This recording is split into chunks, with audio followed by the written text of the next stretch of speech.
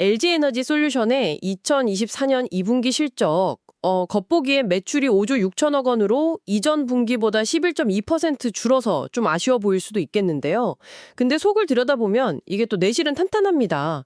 영업이익이 4,922억 원으로 전 분기 대비 무려 31.4%나 늘었거든요. 네, 영업이익 증가율 자체는 높아 보이는데 거기에는 북미 생산 인센티브, AMPC라고 하죠. 네. 그게 4,908억 원이나 포함된 거잖아요. 네. 사실상 그 효과가 거의 전부 아닌가요? 실제 자체 영업이익은 14억 원 정도에 불과한 셈이니까요. 물론 AMPC 영향이 크긴 했죠. 하지만 중요한 건 그거 제외하고서라도 수익성 높은 제품 비중을 늘리고 비용 효율화 노력 덕분에 흑자 전환에 성공했다는 점이에요. 이게 아주 중요합니다. 영업이익률도 8.8%로 2.8%포인트나 개선됐고요. 특히 그 북미 미시간에 새로 지은 ESS 에너지 저장 장치 공장 있잖아요. 그거 가동 시작한 건 정말 긍정적인 신호라고 봐요. 물론 ESS 공장 가동은 의미가 있겠지만 전반적인 상황을 보면 좀 불안한 점도 많습니다. 일단 전체 배터리 출하량이 좀 줄었고요. 특히 유럽 쪽 자동차 배터리는 고객사들이 재고 조정을 하면서 판매가 꽤 감소했어요. 그리고 분기 중에 관세 문제 같은 정책 변동성이 커지면서 다들 구매를 좀 망설인 탓도 있고요. 네, 유럽 쪽 상황이 좀 네, 그리고 원자재 가격 하락이 판매가에 반영된 영향도 무시 못하죠. 게다가 부채가 또 늘었어요. 외화 사채 발행 같은 걸로 한 3조 7천억 원 늘어서 총 34조 7천억 원, 부채 비율이 123%나 됩니다. 이 부분도 좀 부담이죠. 물론 유럽 시장 상황이 녹록지 않은 건 맞아요. 중저가 전기차 중심으로 시장이 재편되면서 중국 배터리 쓰는 경우도 늘고 있고요. 하지만 LG에너지 솔루션도 가만히 보고만 있는 건 아니거든요.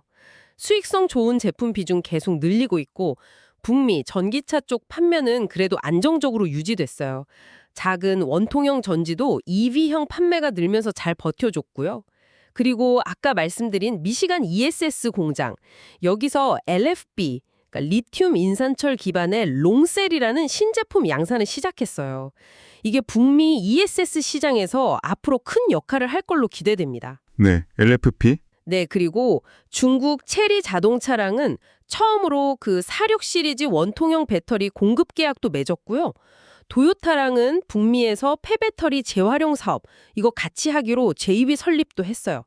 미래 준비도 착착하고 있는 거죠. 그런 노력들은 긍정적으로 볼 수 있겠지만 그럼에도 유럽 시장 점유율 하락은 계속 좀 마음에 걸리는 부분입니다.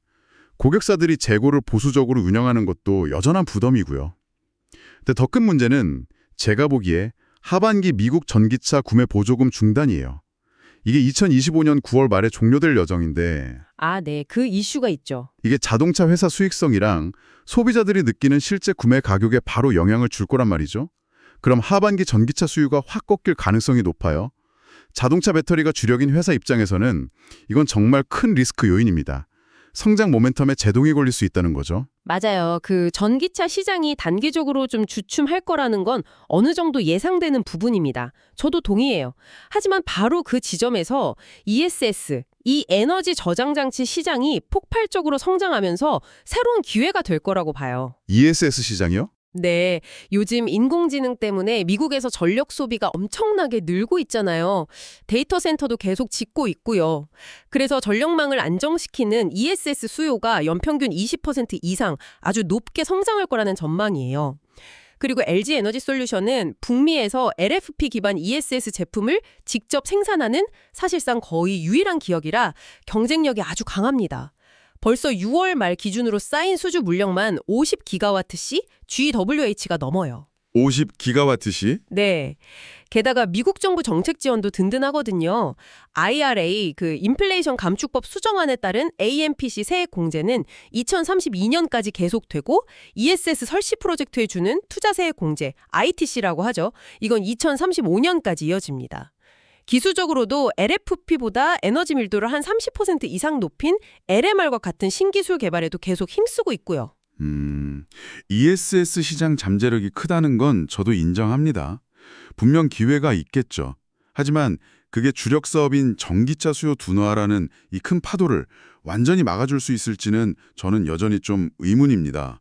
말씀하신 대로 보조금 종료 영향으로 내년 상반기까지 전기차 시장이 어려울 수 있는데 그 빈자리를 ESS가 얼마나 빨리 또 얼마나 크게 메워질 수 있을까요? 그 속도가 관건이겠네요. 그렇죠. 그리고 또 하나, IRA 수정안에 있는 PFE, 이른바 해외 우려단체 규정이 있잖아요. 이것 때문에 탈중국 공급망을 빨리 만들어야 하는 건 맞는데 동시에 공급망을 재편하는 데 드는 비용이나 운영의 복잡성도 만만치 않게 커질 수밖에 없어요. 이게 어떻게 보면 기업들 입장에서는 예측하기 어려운 변수가 자꾸 생기는 거니까 투자 결정이 더 신중해질 수밖에 없죠.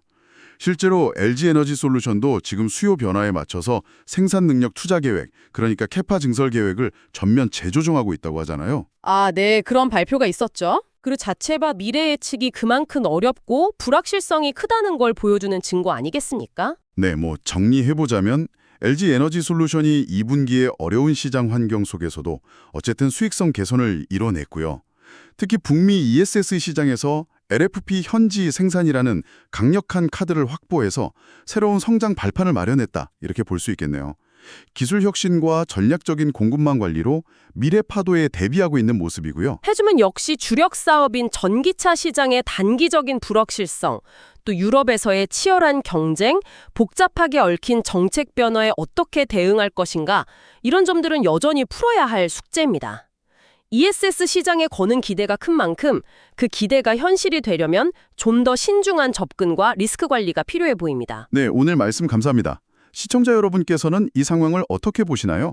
과연 폭발적으로 성장하는 ESS 시장이 다소 흔들리는 전기차 시장의 변동성을 효과적으로 상쇄하면서 LG에너지솔루션의 지속적인 성장을 이끌 확실한 엔진이 될 수 있을까요? 한번 생각해 보시면 좋겠습니다.